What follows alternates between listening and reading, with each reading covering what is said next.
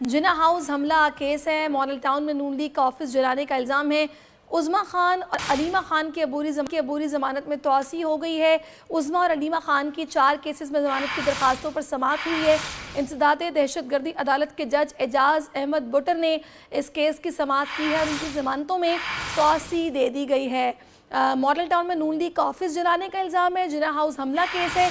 उज़्मा खान और अलीमा खान की अबूरी ज़मानत में हो गई है।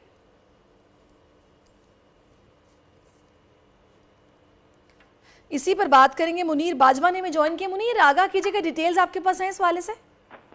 जी बिल्कुल। अदालत इंसाफ दहशतगर्दी अदालत ने चेयरमैन पीटीआई की 2 बहनों अलीमा खान और उज़्मा खान की अबूरी जमानत में तौसीह कर दी है और अदालत ने ये कहा है कि इनकी तारीख जो अबूरी जमानत में तौसीह की गई है उसका हुक्म जो बाद में जारी किया जाएगा। ताहम अदालत में आज उनके वकला ने उनकी हाजिरी मुकम्मल करवाई और हाजिरी लगवाने के बाद वो दोनों मुलजमाएं जो हैं वो अदालत से रवाना हो गई हैं और अदालत ने उनके खिलाफ थाना सरवर रोड और 9 मई के वाकयात में उन्होंने अबूरी जमानत की दरख्वास्तें जो हैं वो दायर कर रखी हैं।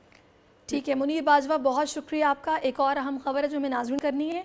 कराची गुलिस्तान जौहर में